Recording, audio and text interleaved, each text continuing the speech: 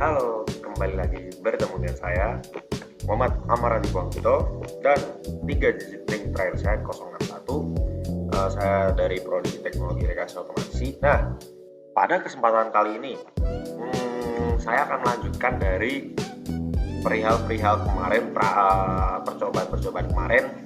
Kalau kemarin kan kita telah belajar dasar-dasar dari dan juga demonstrasi dari motor DC menggunakan encoder. Oke. Nah,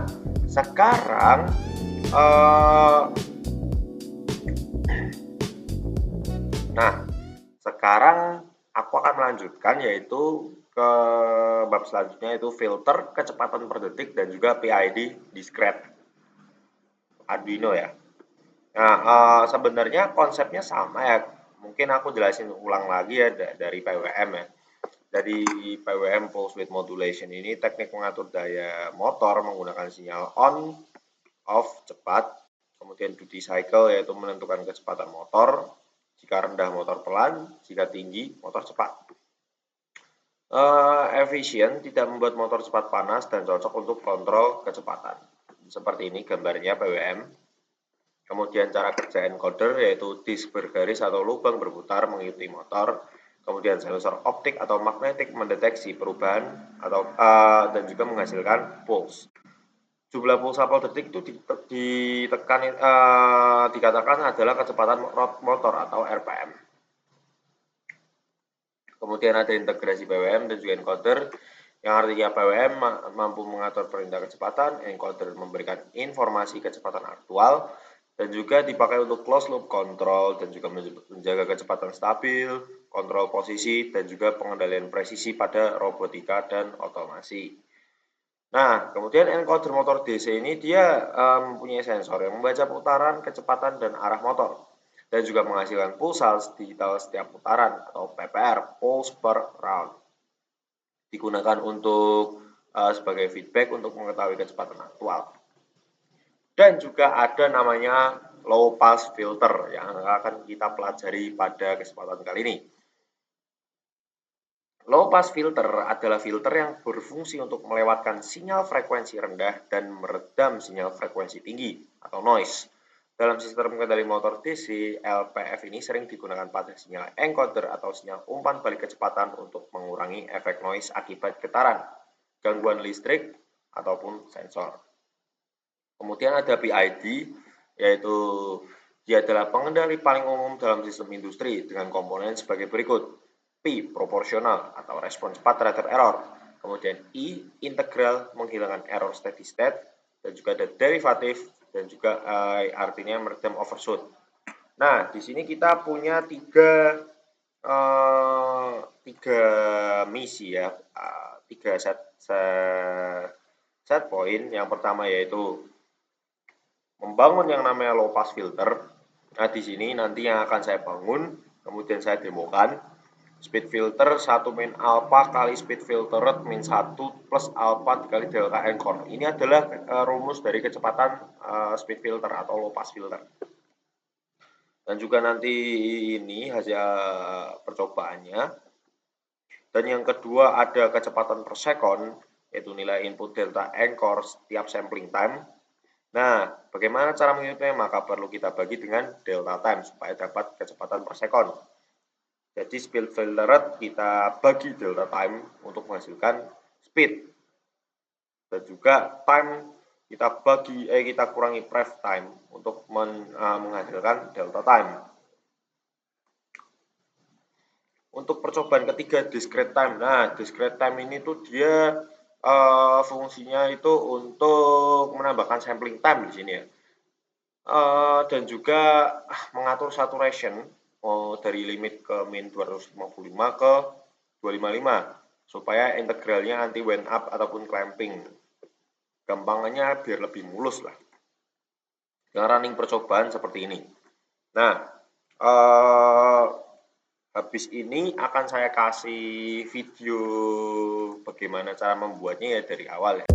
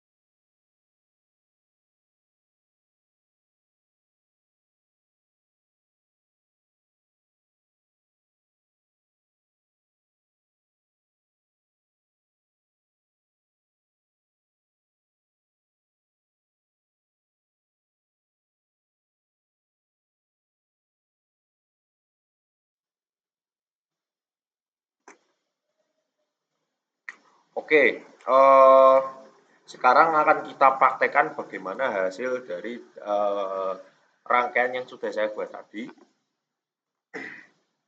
Nah, di sini saya punya sebuah video ya, video dari hasil saya kemarin. Ini juga LPF, di sini ada LPF, di sini ada PID discrete, dan juga di sini ada kecepatan per second. Nah, mungkin langsung saja ya. Di sini saya sudah membuat apa sih output yang dihasilkan dari ketiganya gitu loh. Saya jadikan satu biar lebih mudah, biar lebih cepat juga. Nah, di sini saya sudah buat, di sini saya sudah buat.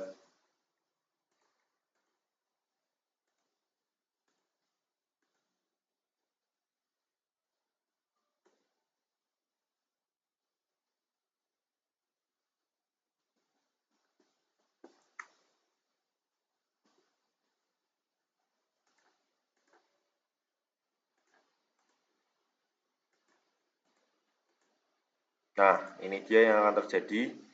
Jadi di sini kan scope untuk ketiganya sudah saya rangkum jadi satu di sini. Nah, di sini adalah hasil dari sebelum dilakukan sampling time menggunakan PID discrete dan sudah setelah dilakukan. Nah, di sini yang elemen penting ini ada di alpha. Alpha ini menentukan nanti apakah dari gelombang tersebut akan osilasi atau tidak.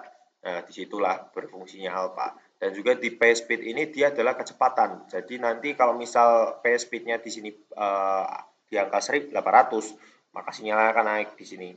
Kalau misal kurang dari 800, harusnya akan turun. Grafiknya akan turun. Mari kita cek apakah benar apa enggak. Nah, dan juga misal alpha nih, kalau misal alpanya makin banyak, harusnya gelombangnya atau PWM-nya itu makin besar. Ya, seperti kita lihat gelombangnya di sini besar dan juga yang oranye-oranye ini adalah osilasi, artinya dia tidak stabil. Makin lama. Bisa dilihat dari nilainya juga di sini.